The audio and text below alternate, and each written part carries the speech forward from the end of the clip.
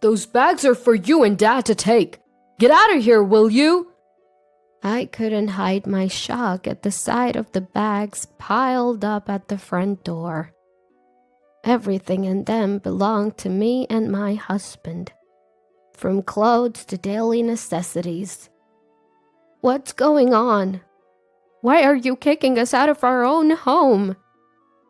My hands trembled with anger at the sheer injustice. Seeing my reaction, my son and daughter-in-law smirked. We're taking over this house before Dad gets back from his business trip. Consider it our wedding gift. That's absurd. You can't do that. Well, you didn't give us any wedding money, so it's only fair. You're old anyway. Why don't you just go to a nursing home or something? Mia said, and Alex burst into laughter. Great idea. Off to the nursing home with you. They both jeered at the idea of sending us to a nursing home. I found the situation so ridiculous that I burst into laughter. They looked at me suspiciously, but I didn't care. Are you sure you won't regret this? Regret?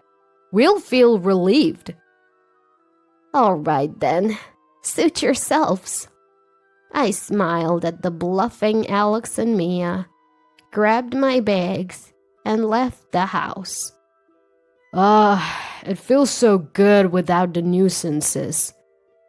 We got the house too. This is awesome. I heard their jubilant voices from the other side of the front door. They have no idea what's coming for them. I dragged my carry-on bag away from the scene. My name is Laura. I've worked in caregiving for many years and retired at 70. I enjoy interacting with people, so even after retirement, I volunteer locally. My husband is also in his 70s and runs a small to medium-sized business. He's quite active for his age, often accompanying his employees on business trips. It seems that the company will be handed over when the successor grows up, so I would like to support my husband's work until then. We have a son named Alex. He was a miracle baby for us, as we struggled with infertility for years. We raised him with love and care, and he used to be a well-behaved child.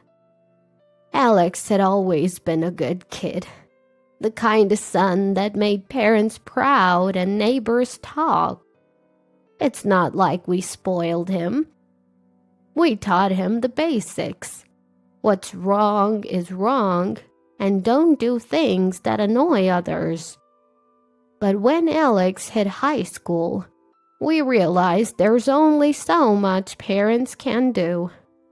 He started hanging out with a local group of troubled teens, and his life began to spiral. The influence of friends can be greater than that of parents. Our once honest and straightforward son became rebellious, selfish, and self-centered. He barely graduated high school and went on to a local college, where he started demanding to live alone. We rented an apartment for him and supported his tuition and living expenses.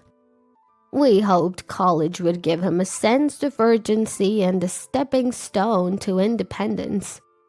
But Alex barely attended classes and remained aimless even after barely graduating. Now, Alex is in his mid-40s. No job, no significant other. Is he going to be all right? These were my worries when I called him about coming home for the holidays. That's when everything started to unravel. Hello, who is this? The voice I heard after 6 months was clearly not Alex's. A woman's voice, cute but somewhat languid. Is this Alex's phone? Who are you? Who are you? I heard Alex's voice faintly in the background. Mia, who are you talking to? Alex, some unknown lady is calling. I don't know any older women. Who is it? Alex, now laughing, took the phone and his voice turned noticeably annoyed when he realized it was his mom. What do you want, Mom? Why? You haven't shown your face in years. How about coming home for the holidays? Your dad misses you. In fact, my husband was really missing him.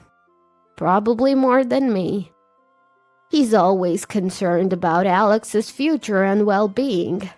Maybe it's because they used to fight a lot during his teenage years. But Alex's response was cold. Nah, coming home is a hassle. I'm staying here with Mia. At least call your dad. Yeah, I get it. So the girl earlier, Mia, are you dating her? Living together? I couldn't help but ask about the woman I had just spoken to. Would a girlfriend really answer her boyfriend's phone without permission? Would she rudely address a stranger as you and speak without any courtesy? Honestly, it was pretty outrageous. But instead of answering, Alex just clicked his tongue in annoyance. Ugh, so annoying. What did you say? You guys are always so annoying. Always meddling in my business. Without a shout, he hung up the phone. I had been yelled at during Alex's rebellious years, but I never thought he'd speak to me like that as an adult. I stood there, phone in hand, stunned. I'm home. Did you talk to Alex? That night, I told my husband about the rude woman who answered the phone and the harsh words from Alex. My husband looked serious, but eventually said, Well, he is working, even if it's temporary employment. Let's give him some space. Maybe my husband was right. I was shocked when Alex changed in high school, influenced by his surroundings. I've been anxious that he might be hanging out with the wrong crowd or dating someone questionable. Maybe my over-involvement was getting to him. I decided to consciously hold back on reaching out. A few months later, Alex contacted us. He said he had found a decent job back home and would be returning soon. Despite everything, my husband and I were relieved. It's unsettling when your child is far away, and comforting when they return. But when Alex came home, he brought an unfamiliar woman with him. This is Mia. We're getting married. My husband and I couldn't hide our surprise at the sudden marriage announcement, especially since Alex was still a temporary worker.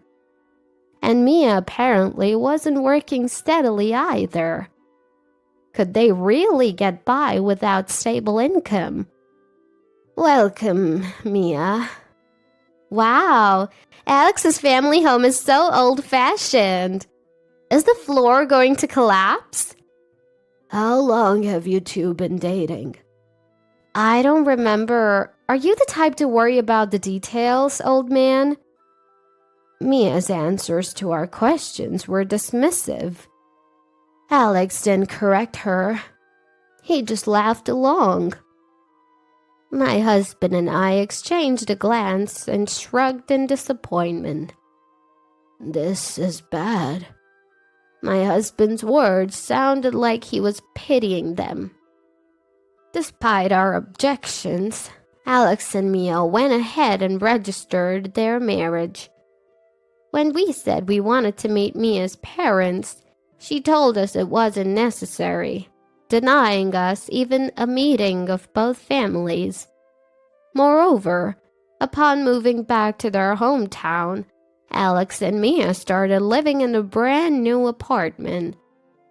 It's so different from the rundown place we were living in before, Alex said, clearly pleased. But with their unstable income, there's no way they could afford the rent for such a nice new place. Sure enough, they started relying on our money. We decided to help with the rent, thinking they'd have expenses as newlyweds. But they also started coming over more often to eat, perhaps to save on groceries. Yet, Mia's attitude remained the same. What's with this side dish? It looks disgusting. It's always been like this. Lacks color or something. Alex chimed in. I was getting irritated. If you don't like it, you don't have to eat it. You're the ones who keep showing up. I'm just cooking extra for you. Mia seemed unfazed and didn't take my words to heart. Influenced by her, Alex became increasingly rude to me and my husband, making us dread interacting with them. Then suddenly, my husband had to go on a business trip. He had to spend several weeks in another region with a potential successor for the company. During that time, I'd have to deal with Alex and Mia alone. I'm really sorry to leave you alone at a time like this. It's fine. You're about to retire from being the boss anyway. And look, we have something to look forward to. True. It's just a matter of enduring until that's completed. Don't let those two get to you too much. We encouraged each other, and a few days later I saw my husband off. After that, for some reason, Alex and Mia stopped coming over, and a brief period of peace was ensued. I was busy with my re-entry volunteer activities, so it was good not to have to deal with them. But one day, I came home to find Alex rummaging through my dresser, where I keep my banking cards. What are you doing? I turned on the lights and shouted. Alex tossed the banking card he was holding. Bad timing. You shouldn't have come back. Do you even realize what you're doing? We're family, so give me some money. We didn't even get a wedding gift from you. Alex lamented not receiving a wedding gift, but that's to be expected. After all, my husband and I still haven't accepted his marriage to Mia. We're already helping with their rent and providing meals. And now he's trying to steal his own parents' banking card. Unbelievable. I immediately kicked Alex out. I don't remember raising a child who would steal money from his parents. If you ever do this again, we're done. I hurled these strong words at him, and he left, clicking his tongue. I immediately called my husband to tell him what had happened. Even though we're family, the fact that Alex was trying to forcibly take money alarmed my husband. That Alex would do something like this. I warned him we'd cut ties if he does it again, but there's no guarantee he won't. Let's move the banking cards to a different location for now. I'll be back in a few days and we can have a proper discussion then. All right, I'll be waiting. Only a few more days until my husband returns. I hid our valuables and braced myself for any surprise visits from Alex and Mia. But I never expected them to resort to such drastic measures. One day, When I returned from my re-entry volunteer activities, I found a truck parked in front of our house.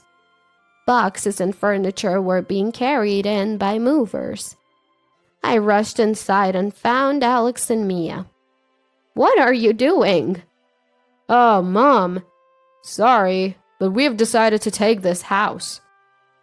"Owning a home is an asset, right? So it's better if we live here instead of you old folks," Mia said, laughing. I was too confused to comprehend what they were saying. "Besides, Dad's still working at 70, right? Even now, he's on a business trip. I don't want to end up like that. Working hard is for suckers. While you guys are still healthy, we're taking what we can." Remarks that make a fool of her husband. Alex's words were a mockery of my husband, who has worked hard as a small and medium-sized business owner.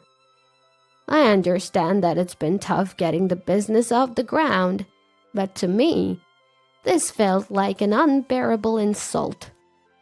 "Those are your belongings. Get out!" Alex pointed to several bags packed at the entrance. I couldn't hide my shock. Everything from our clothes to daily necessities had been shoved into bags. Why should we have to leave the house we live in for you two? Faced with such unjust treatment, my hands trembled with anger. Seeing my reaction, the couple grinned. "We're gonna make this house ours before Dad gets back from his trip. Consider it a wedding gift." "That's impossible. You didn't give us a wedding gift, so this is only fair. You're old. Why don't you go to a facility or something?" When Mia said that, Alex joined in with a big laugh. "That's a great idea. Old folks should go to a facility. A facility!" As they chanted, urging me to go to a facility, something in me snapped, and I burst into laughter. The two of them looked at me suspiciously, but I didn't care. "Are you sure about this? You won't regret kicking me out?" "Huh? We'll feel refreshed." "All right then, suit yourselves." I smiled at the defiant Alex and Mia, grabbed my bags and left the house. It feels so good without the nuisance." "We got the house too! This is awesome!" I could hear their jubilant voices from the other side of the front door. They have no idea what's coming their way. Dragging my carry-on bag, I left the scene. A month later, I received a call from Alex, who knew I was now living with my husband, who had returned from his business trip. "Hello? Alex, what's going on?" "Mom, it's terrible. The house." "What happened to the house?" Alex's voice was clearly panicked.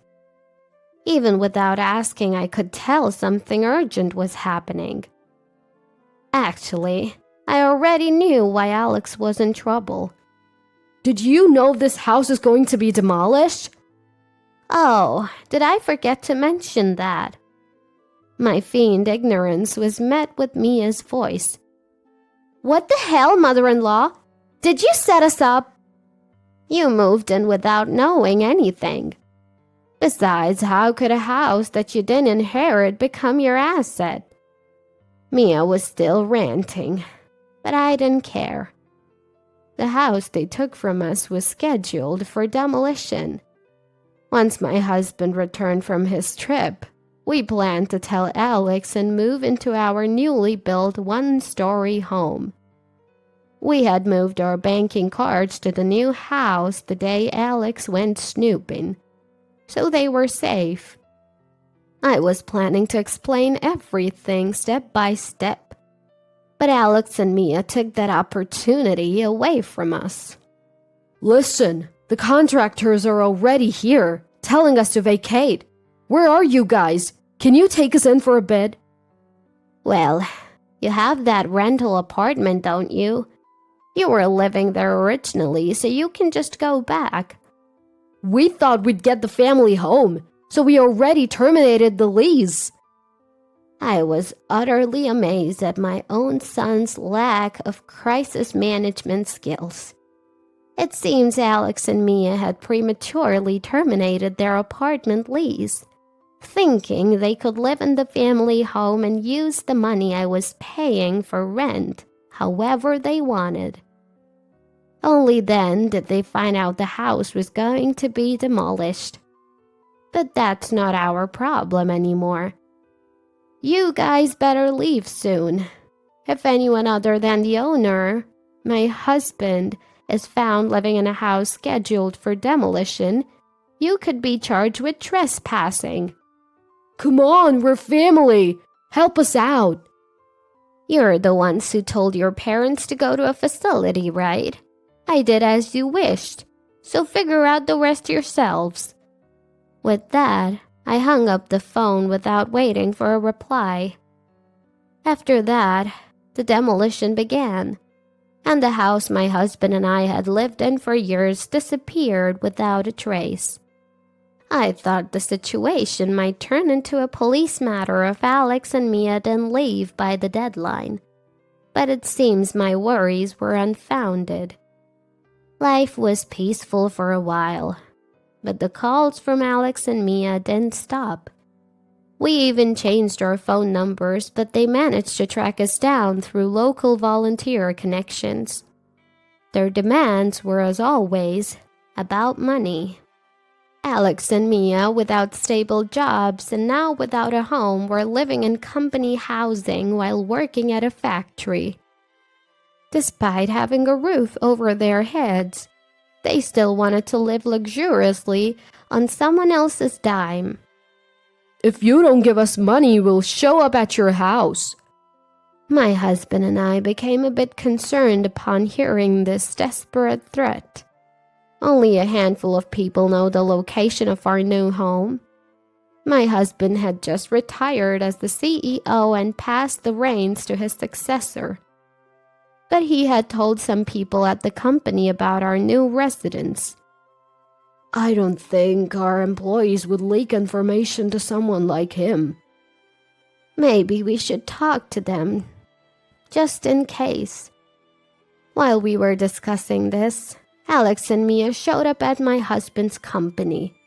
The current CEO informed us about their visit. Did they cause any trouble at the workplace? We were quite concerned, but the current CEO assured us that that wasn't the case. The employees had heard my husband complain about Alex and Mia before, and they were appalled by their actions towards us. So when Alex and Mia showed up at the company, they were firmly turned away. They persistently demanded to know our whereabouts, but the CEO assured us he didn't reveal anything. He even told them off, asking how much more unfilial they could be, and chuckled as he told us. Alex and Mia left the company in frustration and haven't returned. The CEO promised to inform us and take legal action if they try any harassment, which we gratefully accepted. He assured us that the entire company intends to protect my husband and me. It's probably the result of goodwill my husband built up while running the company. And we made a decision. We're cutting ties with Alex and Mia, wanting money so badly that they'd inconvenience not just their parents but also those around them. Exactly. I don't even feel sad about it anymore. Parents and children are separate individuals, even if they share the same blood. There's a limit to how many times you can forgive terrible behavior. What follows is something we heard through my husband's contacts. Alex and Mia apparently working non-stop at the factory. They've angered the factory manager by slacking off and doing a sloppy job with assembling parts. It seems they're now paying the price for their previous laziness. Perhaps because of their busy lives, Alex and Mia are constantly fighting, causing complaints from their neighbors in the company housing. Saving money is difficult for them, as their hobbies include playing the lottery and smoking, both money-draining activities. The stress of not being able to save money despite working hard and having no one to rely on must be tough. But I can't bring myself to feel sorry for them. They've never worked a proper job, which is why they could shamelessly ask for money. I hope their factory jobs will lead them to change their ways, even a little. I still get occasional calls and emails from Alex. He writes things like he's sorry for what happened and wants to get along as a family. He seems to have changed a bit, but I still can't trust him. Only when they become self-reliant and considerate can we share a life together. As long as they're preoccupied with themselves, a fresh start will be difficult. Since retiring as CEO, my husband has taken up home gardening, something he's wanted to do since he was young. I assist him with his gardening while continuing my re-entry volunteer work in our new location. I had hoped to live peacefully with our son and daughter-in-law. Ideally, I would have wanted to live peacefully with our son and his wife. That wish may not have come true, but as long as I know they're alive and well somewhere, that's enough for me. The time I spend with my husband is more precious and warm than anything else. I intend to protect this invaluable happiness and lifestyle with all my might. Just after the funeral of my mother-in-law, whom I loved like a real mother, a letter arrived from her. A lawyer brought the letter to our house. I am Sharon, 43 years old. The letter began, "If this letter has reached you, it means I am no longer in this world. I'm worried you might be crying." Seeing the familiar handwriting of my mother-in-law, my eyes welled up. My father-in-law passed away at a young age, long before my husband and I got married, and there seemed to be no close relatives in his family, with almost zero family interaction. My husband and I were not blessed with children, so we lived modestly but happily with my mother-in-law. My mother-in-law and I got along so well that my husband would say, "You two are like a real mother and daughter, and I'm like the son-in-law." Last year, my husband passed away from cancer, and it was just my mother-in-law and me. Then, she suddenly became a victim of a traffic accident. There were many mysterious points about the accident, and for some reason, my mother-in-law was found collapsed on a road in a city where she should have had no connection, and she was hit by a passing car. The police are investigating both the incident and the accident, but her supposed bag hasn't been found. I was asked various circumstances by the police, but I didn't know much, and I couldn't respond properly due to the shock. I can't sort out my feelings about my sudden parting with my mother-in-law. In my husband's case, we had a year of medical treatment, and my mother-in-law was there, so we could remember him to our heart's content. We promised to overcome our grief together and continue living in harmony.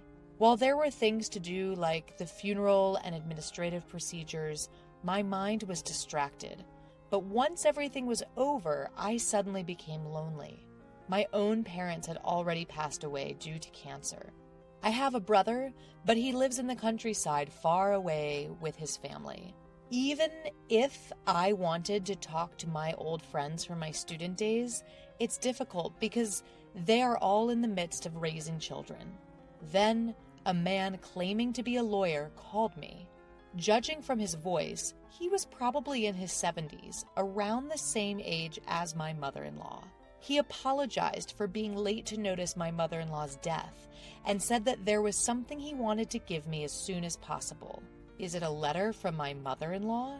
I had never heard that my mother-in-law had been in contact with a lawyer, and I didn't understand the meaning of receiving a letter from a deceased person.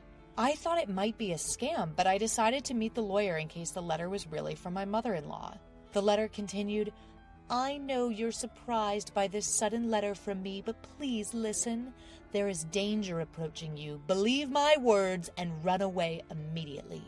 Reading up to here, I asked the lawyer sitting in front of me, "Excuse me, do you know the content of this letter? Was my mother-in-law targeted by someone?"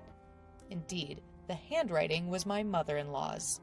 It was characterized by her unique quirks, and I recognized it instantly, but I couldn't make sense of the content. The turn of events is so dramatic it can only be likened to a poorly crafted prank. My mother-in-law passed away in a car accident, but the driver has already been apprehended. The driver testified that he found my mother-in-law lying in the road, and that's why the discovery was late. My mother-in-law had signs of being hit, suggesting she might have lost consciousness from it, I was told. If this letter is true, my mother-in-law must have had a suspicion of who had attacked her. Did she know she would get tangled in this incident? If so, why didn't she run away? I felt the tears welling up again. The lawyer, composed as ever, said, "I haven't read the contents, but I believe I could guess what it's about." Somewhat irritated by his roundabout way of speaking, I ventured to ask, "So, what did you hear from my mother-in-law?"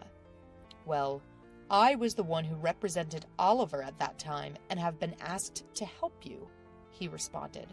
"Who's Oliver?" According to the lawyer, my husband apparently has a brother 6 years older than him. I had never heard a word about this from either my mother-in-law or my husband, nor had I ever seen any photos. The lawyer started pulling out files that looked like documents from a bag by the side of the table. "Sharon, do you know that half of the serious crimes in our country happen within families?" he said, a hint of irony in his voice. "Tragically, the place where we should feel safe and the most content, the family home, is where these heartbreaking incidents of a family member taking another family member's life occur."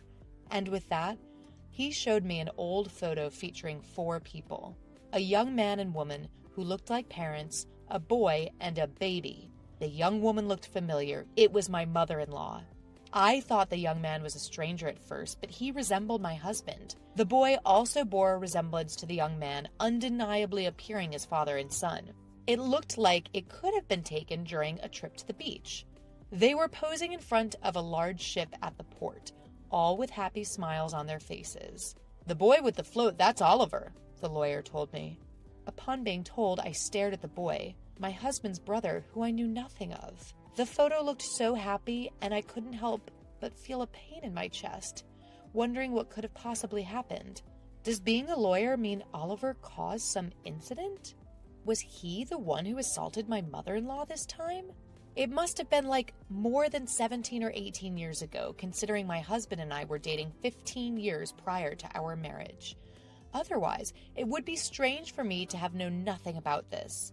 Yes, Oliver became a recluse from the summer of his first year in junior high due to bullying, and 7 years later he caused an incident, he explained. It seems Oliver, in despair about his future after becoming a recluse, attempted to commit family suicide.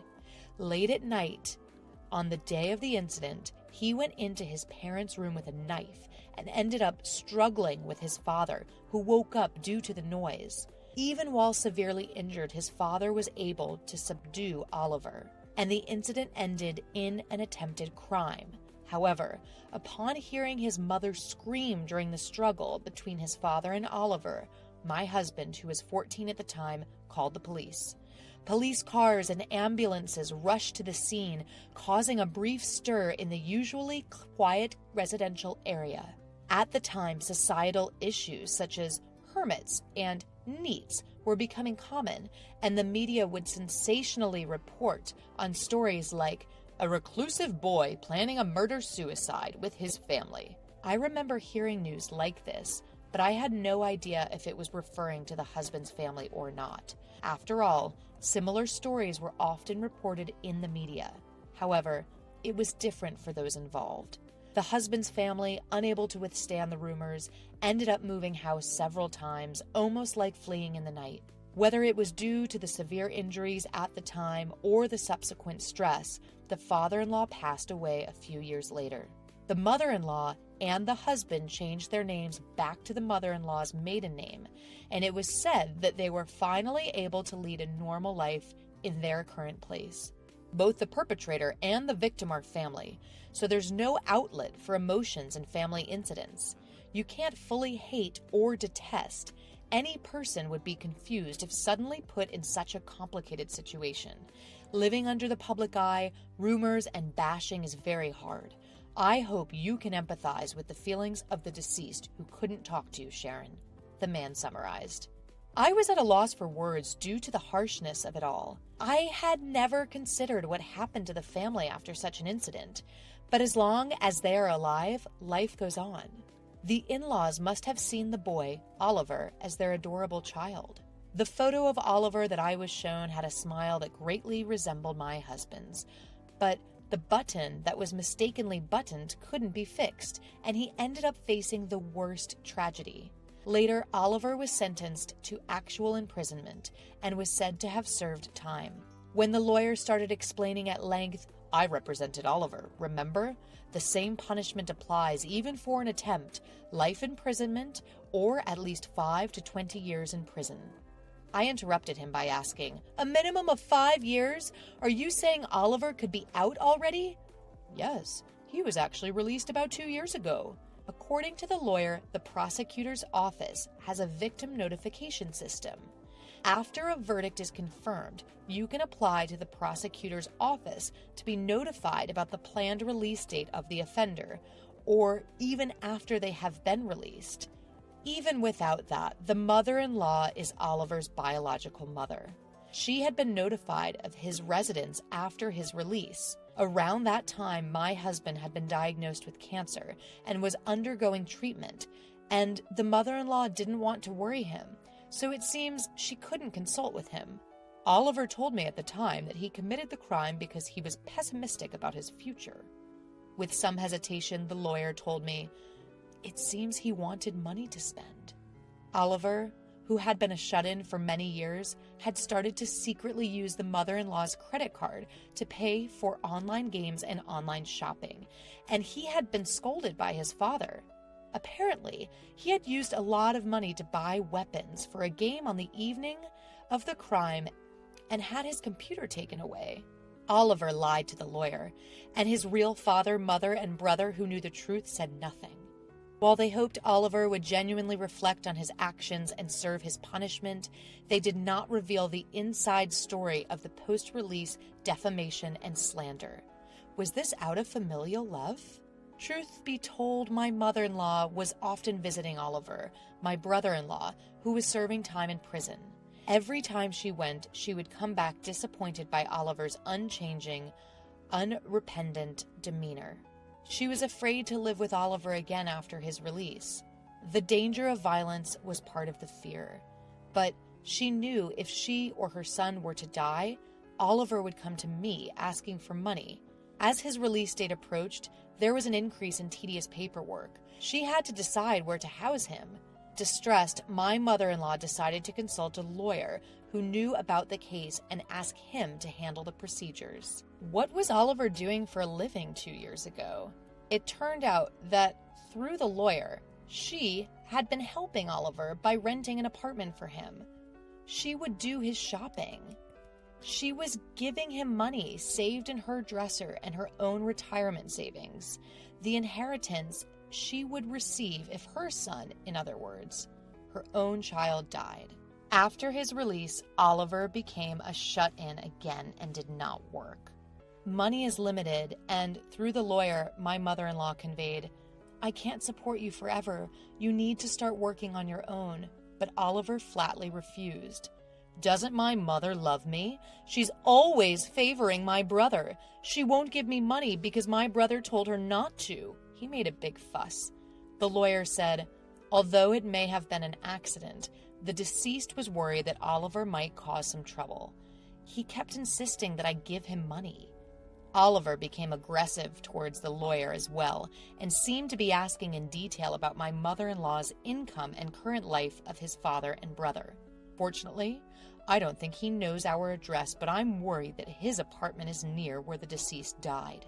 At that moment, I remembered that the bag was not found. Then the doorbell rang. The only expected visitor was the lawyer. "Excuse me for a moment." I excused myself and headed to the entrance. I had a bad feeling.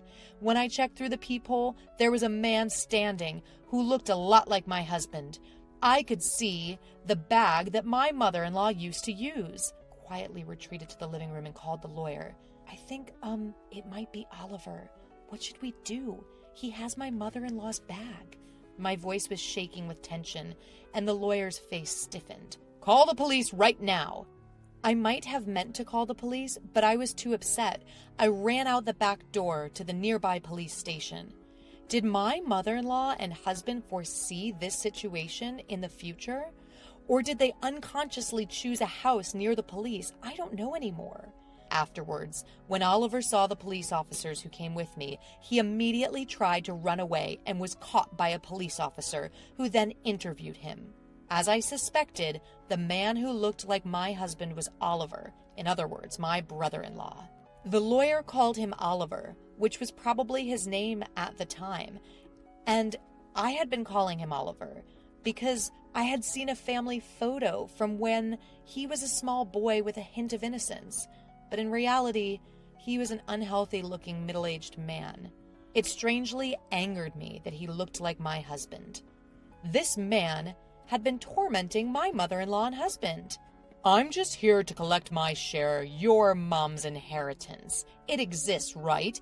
Even my younger brother died last year. Hand over my inheritance." Ignoring the police officer's questions, my brother-in-law Oliver yelled at me. What nerve does he have? I was furious. I sympathized with his childhood, being teased to the point of not going to school. But his actions thereafter were selfish and unforgivable.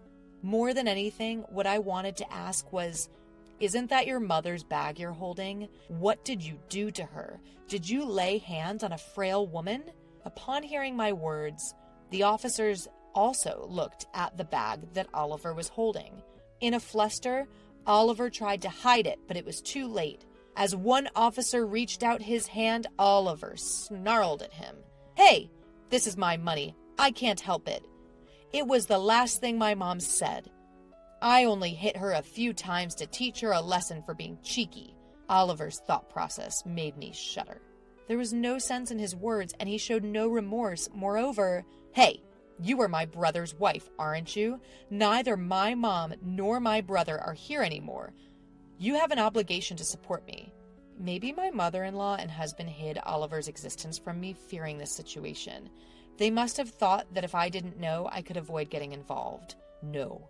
"Mrs. Sharon, you don't have that obligation." The lawyer interrupted, but I doubted that the law would work on Oliver. Oliver was ultimately an invincible man with nothing to lose. He doesn't understand common sense, nor does he seem to want to abide by the law. Maybe that's why my mother-in-law never wanted me to meet him. I can only imagine how difficult her life must have been. I haven't finished reading it all, but my mother-in-law left me a letter worrying about me, knowing her life was in danger. Her pain and sadness are heartbreaking. Because of you, my mother-in-law and husband were hurt so much. I will never forgive you. You will face the law. Indeed, the direct cause was being hit by a car. However, he left my unconscious mother-in-law on the road. He is not a person who should be left to roam the streets. I pledged to myself that I would do whatever it takes to send him back to prison. Watching me, the lawyer stood beside me and said, "I'll help you." Oliver was taken to the police station. The blood on my mother-in-law's bag and circumstantial evidence pointed to Oliver as the culprit, and he was sent back to prison again. I returned home with the lawyer and read my mother-in-law's letter to the end. Her letter was filled with apologies to me and overflowing love, especially the end. "Life is still long. Please live a happier, freer life, Sharon." Upon seeing that, I couldn't stop my tears.